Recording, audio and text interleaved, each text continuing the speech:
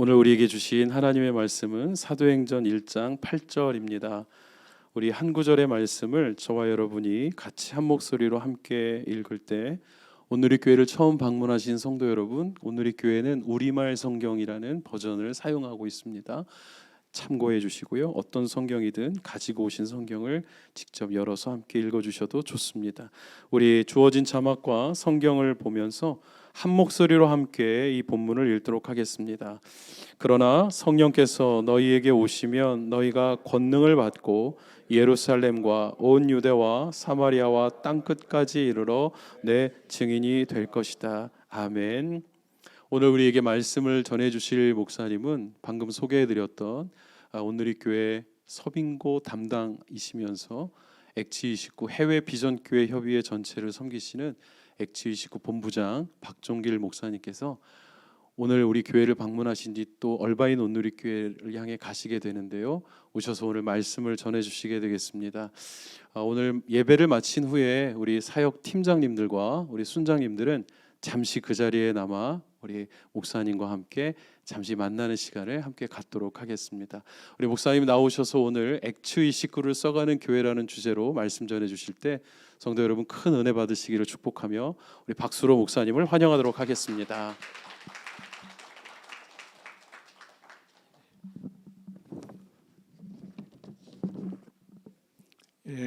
여러분 만나서 반갑습니다.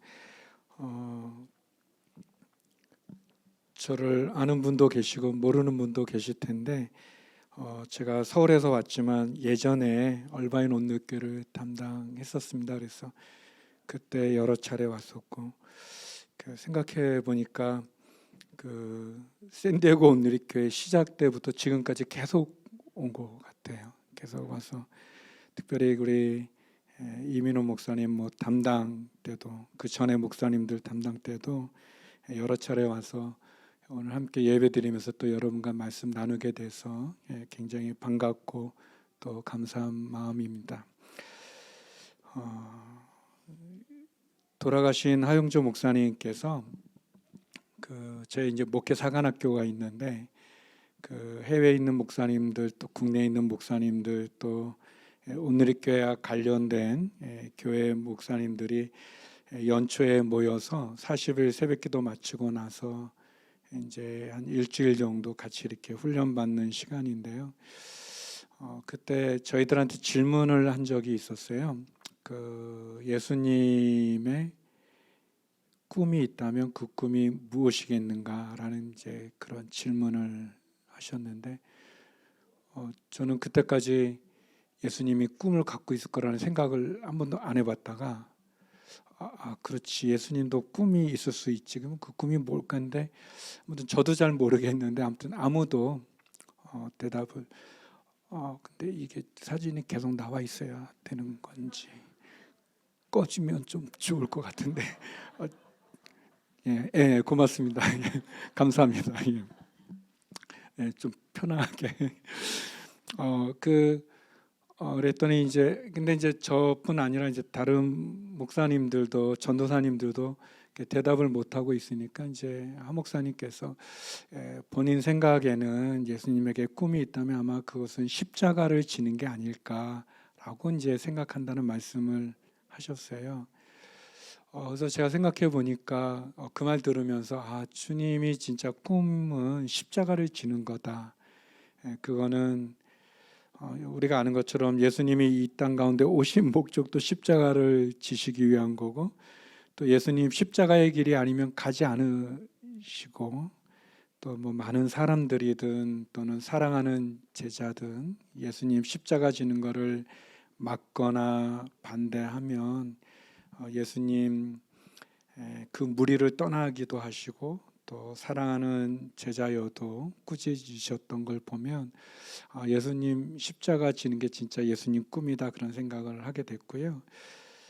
그런데 이제 하 목사님이 그러나 또 하나 꿈이 있다면 무엇일까요? 또 꿈을 물어보셨는데 십자가 지는 거 말고 또 무슨 꿈이 있나 이제 그런 생각을 하고 이제 아무튼 대답들은 저희들이 다 못했을 때 하 목사님께서 교회를 세우는 것이 예수님의 꿈이 아니겠는가. 그래서 십자가를 통한 구원의 복음을 교회 공동체를 통해서 온 세상에 전하는 것, 그것이 예수님의 꿈이겠다라고 이렇게 이제 말씀해 주셨던 적이 있습니다. 아주 오래 전인데, 그래서 생각을 해보면 예수님께서 꿈꾸셨던 십자가의 복음이 우리에게 가장 중요하다고 생각이 되어지고, 그 십자가의 복음을 어떻게 전하시는가, 어떻게 나눌 수 있는가, 교회 공동체를 통해서 나눌 수 있다고 생각합니다.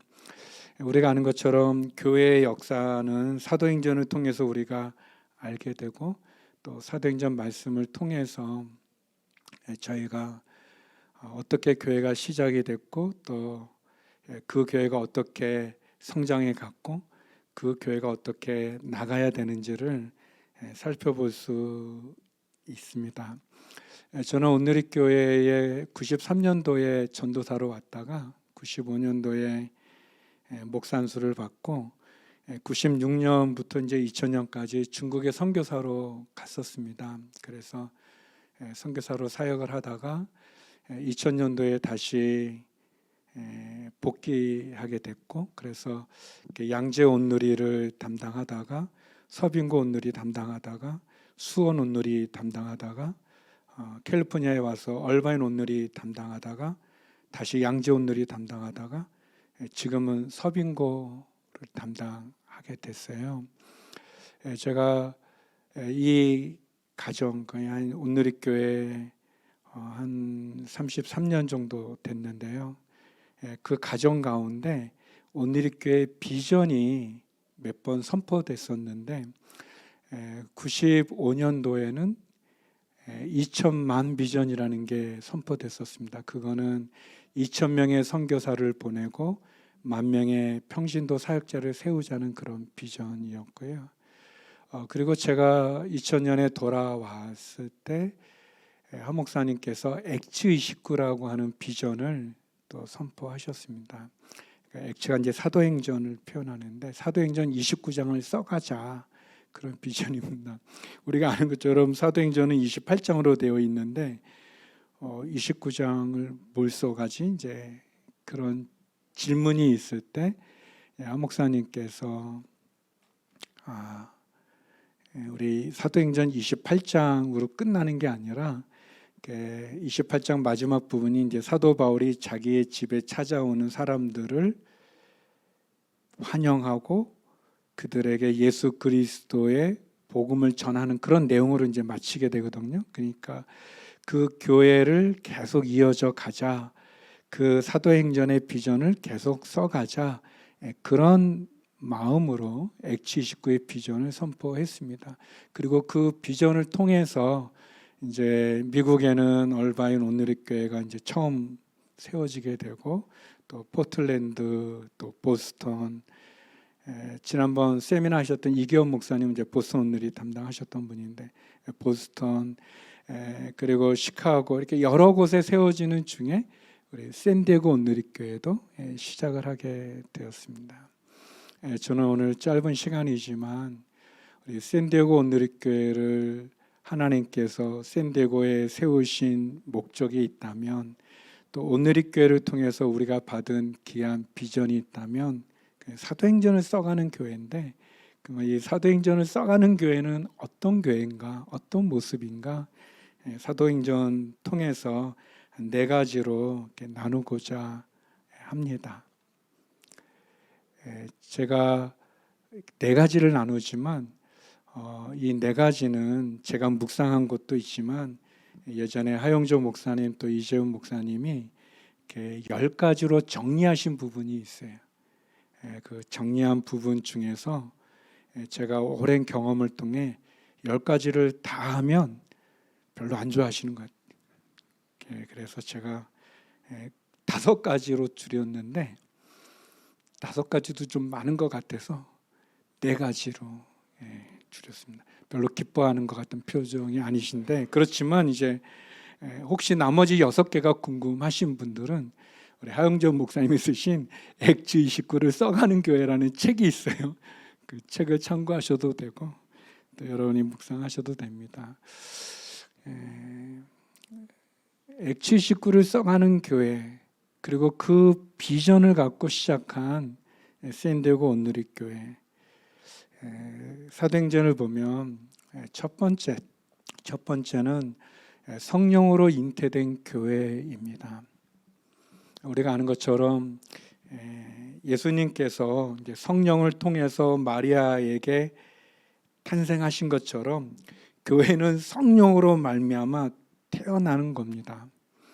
그러니까 교회는 어떤 취미가 같은 사람들이 모이는 동호회도 아니고 어떤 이데올로기나 어떤 정치적인 목적을 갖고 모인 정당도 아니고 또는 클럽도 아닙니다. 또는 소수의 사람들이 의기투합해서 한번 시작해보는 그런 단체도 아닙니다. 우리가 사도행전에서 보는 것처럼 교회는 오순절 성령의 사건으로 예수 그리스도를 구주로 고백하는 사람들이 모인 곳에 성령이 임함으로 시작된 모임입니다. 교회는 성령으로 시작이 되어졌고 성령님이 운행하시고 성령님이 이끌어 가시는, 그래서 우리 오늘이 모토 가운데 표어들 가운데 하나가 성령님보다 앞서지도 않고 또 성령님에 뒤처지지 않는, 그것이 중요합니다. 샌디에고 온누리교회는 늘 질문해야 될 겁니다. 성령님의 역사가 있는가? 성령님의 은사가 있는가? 성령님의 열매를 맺고 있는가? 우리가 성령님보다 앞서지 않고 뒤처지지 않고 성령님과 동행하며 성령님의 이끌어 가시는 그런 교회인가를 돌아보기를 주의 이름으로 축원합니다. 두 번째, 액취 식구를 써가는 교회는 어떤 교회인가? 기적을 체험하는 교회입니다. 우리가 사도행전을 어떤 분들은 이제 교회 행전이라고도 말도 하지만 또는 기적 행정이라는 표현을 쓰기도 합니다. 사도행전에는 많은 기적의 역사들이 있죠. 사도행전 2장의 오순절 성령의 사건으로 예수 그리스도의 그 십자가의 증인으로 쓸 수 있는, 그러니까 사도행전 2장까지는 이 제자들이 두려움과 무서움 속에 문들을 다 닫고 있었을 때 성령님이 오심으로 그들이 새롭게 변화되지 않습니까? 그런데 새롭게 변화된 그들에게 보여주었던 증거가 뭐냐면 이제 사도행전 3장으로 가면서 성전 미문에 태어날 때부터 걷지 못했던 장애를 가진 한 분을 베드로와 요한이 예수님의 이름으로 일으키는 기적이 일어나죠. 그리고 그 기적을 통해서 많은 사람들, 3천여 명, 5천여 명의 많은 분들이 주님을 영접하는 그런 역사가 있게 됩니다. 기적을 체험하는 교회, 사도행전이 우리에게 보여주는 모습은 교회 안에는 기적이 일어나는 곳입니다.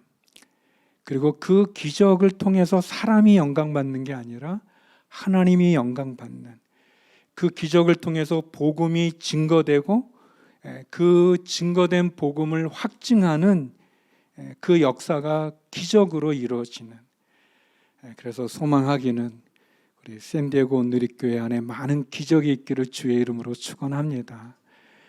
오늘 우리 선교사님들 위해 기도하면 제가 은혜를 많이 받았는데, 우리의 기도를 응답받는다고 믿는 믿음으로 특별히 육체의 질병으로 어려운 선교사님들, 또 육체의 질병으로 힘든 우리 성도들 위해 기도하는 그 기도를 통해 역사가 일어나기를 소망합니다. 치유가 일어나기를 소망합니다.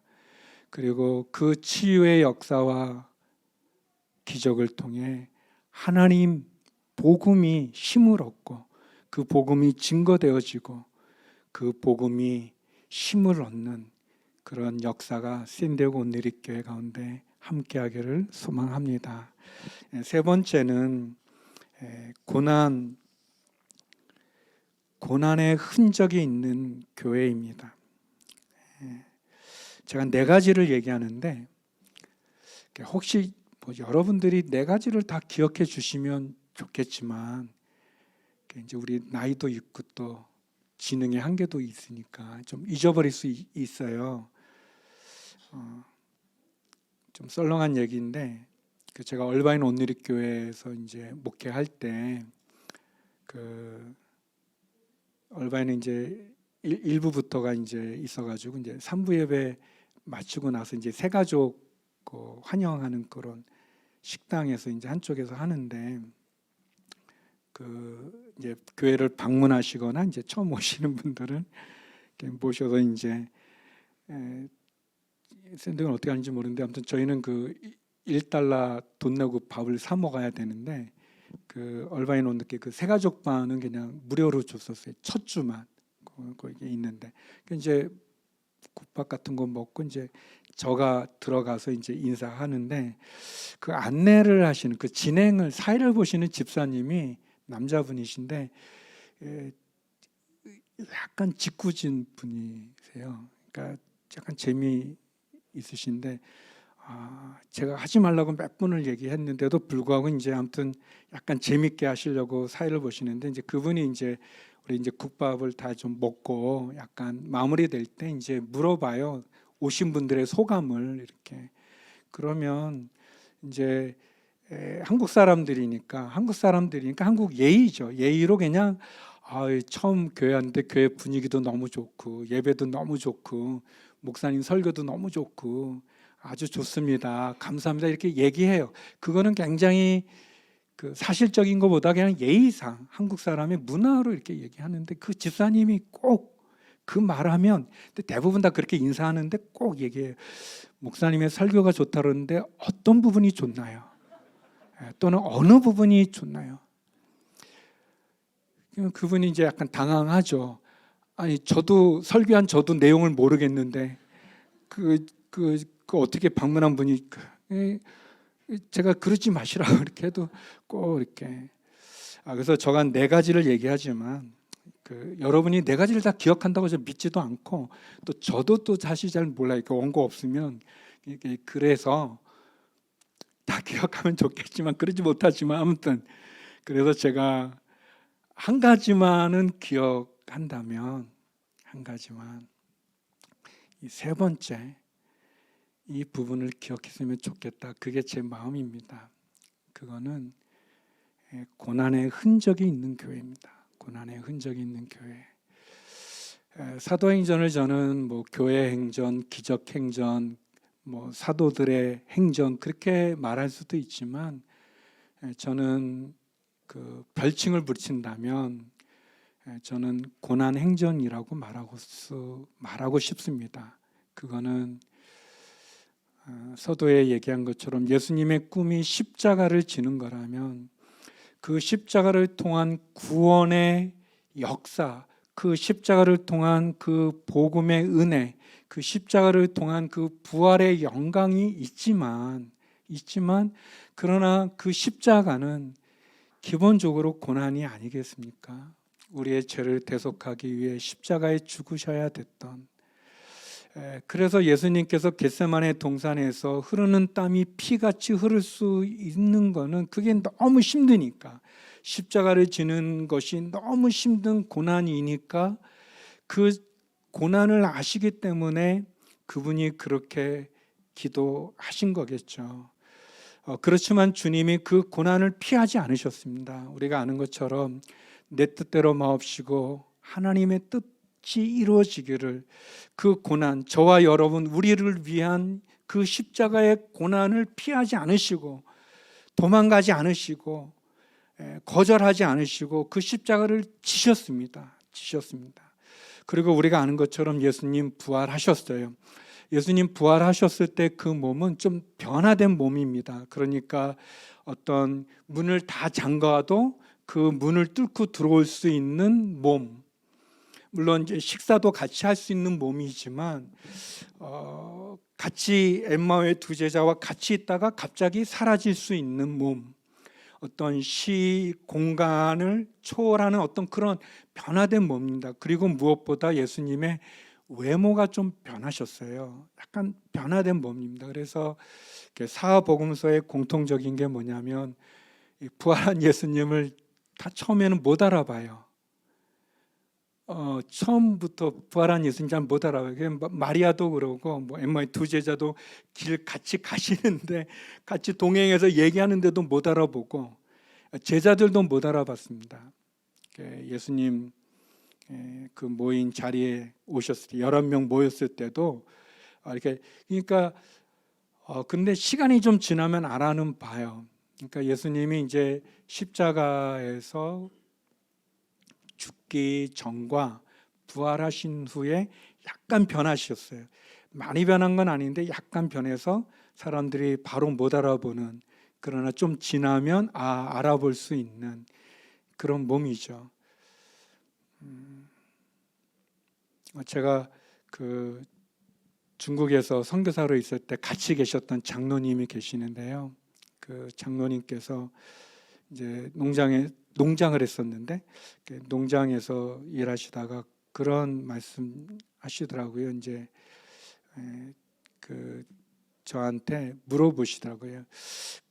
제가 이제 그 중국에서는 소장으로 불렸는데 소장님 천국에 가면 그분이 좀 머리카락이 많이 없으세요. 어릴 때부터 그 집안 유전으로 제 머리에 머리가 많이 있겠죠. 이제 일하다가 잠깐 물어보셨어요.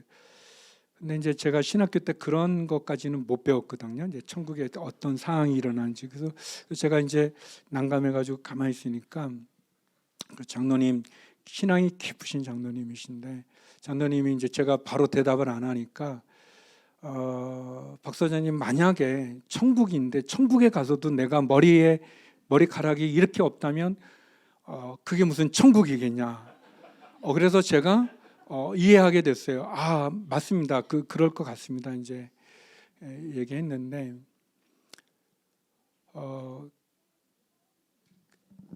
그러니까 변화됩니다. 우리의 몸이 변화돼요. 그러니까 우리가 주님 재림으로 오실 때 주 안에 먼저 자는 자들이 일어난다고 그랬잖아요. 그러니까 우리가 있을 때 주님이 오실 수도 있지만 우리가 이제 육체적인 호흡을 그치고 주님이 오실 때 우리가 다시 일어나게 될 때 변화됩니다. 주님이 그러셨던 것처럼. 그런데 주님께서 변화된 육체를 갖고 계셨는데 우리가 갖고 있는 3차원의 이 세계에 제약받지 않는 변화된 몸이었지만 변하지 않은 게 있었어요. 주님이 변하지 않은 것. 그리고 변하지 않은 그것을 통해서 사람들이 주님을 알아봤어요. 사복음서에 공이 나오는 것. 그게 뭐냐면 주의 손에 박혔던 못자국과 옆구리에 있는 창자국은 변하지 않고 갖고 계셨어요. 그래서 그 못자국과 창자국을 통해 제자들도 주님을 알아보기도 하고 많은 사람들이 저분이 부활하신 그분이구나를 확인할 수 있었습니다. 만약 우리가 이제 천국에서 얼마나 많은 성도들이 주님 앞에 있겠어요. 또 우리도 주님 그 천국에 있을 때 누가 예수님인지 누가 주님인지를 어떻게 알아보겠습니까? 그 많은 사람들이 변화된 모습으로 있을 때 누가 주님인지 알아볼 수 있는가? 제가 갖는 확신은 우리가 천국에서 많은 분들을 볼 때 그 손에 못자국이 있는, 그 옆구리에 창자국이 있는 분, 그분이 주님임을 우리가 만나보고, 그리고 주께서 내미시는 그 손에 난 못자국은 저와 여러분을 구원하기 위한 그 고난의 흔적이 아니겠습니까? 그렇다면 제가 여러분과 나누고 싶은 질문은 우리를 위해 손을 내미시는, 우리를 위해 옆구리를 보여주신 그분은 십자가의 고난의 흔적이 있는데 그러면 우리는 주님을 위한 어떤 고난의 흔적이 있는지, 우리의 육체든 또는 우리의 인생의 삶이든 또 우리가 주님을 믿고 따르는 우리의 믿음의 신앙의 여정 가운데 주님을 위해서 우리는 어떤 흔적을 갖고 있는가? 사도행전이 보여주는 교회의 액체 식구를 써가는 교회의 모습은 주의 복음을 위해서 그 고난의 흔적을 갖는 교회입니다. 소망하는 우리 샌디에고 온누리교회가 주의 복음을 위하여, 주님을 위하여 그 고난의 흔적이 있기를 주의 이름으로 축원합니다. 우리가 주님 앞에 서게 될 때 우리의 삶 속에, 신앙 속에, 그리고 우리 샌디에고 온누리교회가 주님, 우리가 주를 위하여 이런 흔적이 있습니다 라고 고백할 수 있는 우리 개인의 신앙과 우리 샌디에고 온누리교회가 되기를 간절히 소망합니다. 마지막 네 번째는 땅끝까지 복음을 전하는 교회입니다.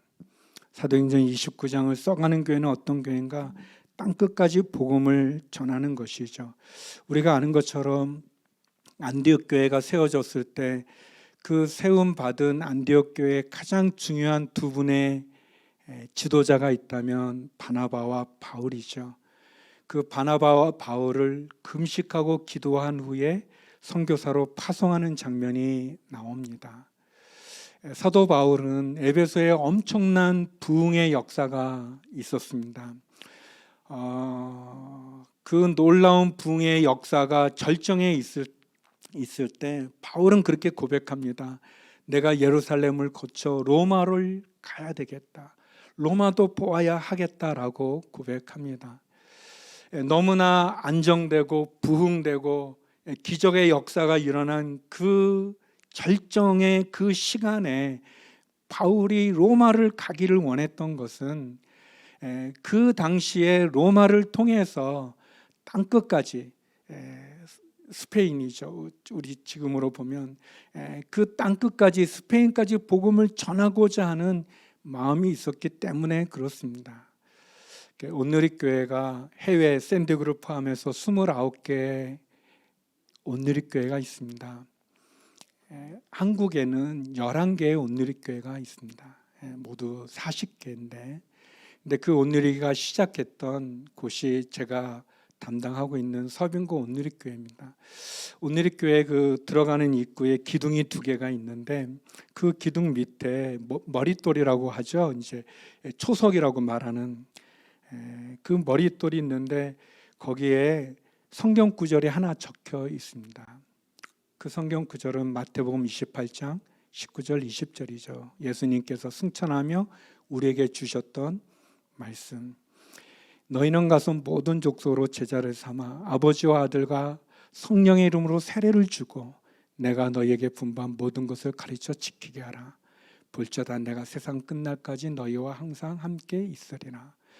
온누리교회 모토 가운데 하나가 떠나든지 보내든지입니다. 온누리교회는 선교하기 위해 세워진 교회고 그 선교에 대한 사명을 그 머릿돌에 새겨 놓은 거죠. 40개의 온누리교회의 시작이 그 말씀으로 우리가 어떤 교회인지를 보여주는 겁니다. 사랑하는 우리 샌디에고 온누리교회 성도 여러분, 우리에게 주어진 땅끝까지 복음을 전하는 이 사명을 감당하는 여러분이 되기를 주의 이름으로 축원합니다. 주님이 오시는 그날까지, 우리가 주님께 가는 그날까지 복음을 전하는 이 사명, 땅끝까지 복음을 전하는 이 부르심에 응답하는 우리 모두가 되기를 소망합니다. 기도하겠습니다. 거룩하신 아버지 하나님, 우리 샌디에고 온누리교회가 다시 한번 액츠 29를 써가는 교회로 서게 하여 주시옵소서. 성령으로 잉태되고 기적을 체험하며 고난의 흔적을 갖기 원하며 주님 오시는 그날까지 땅끝까지 복음을 전하는 교회의 사명을 감당하는 샌디에고 온누리교회가 되게 하여 주시옵소서. 예수님 이름으로 기도드립니다. 아멘.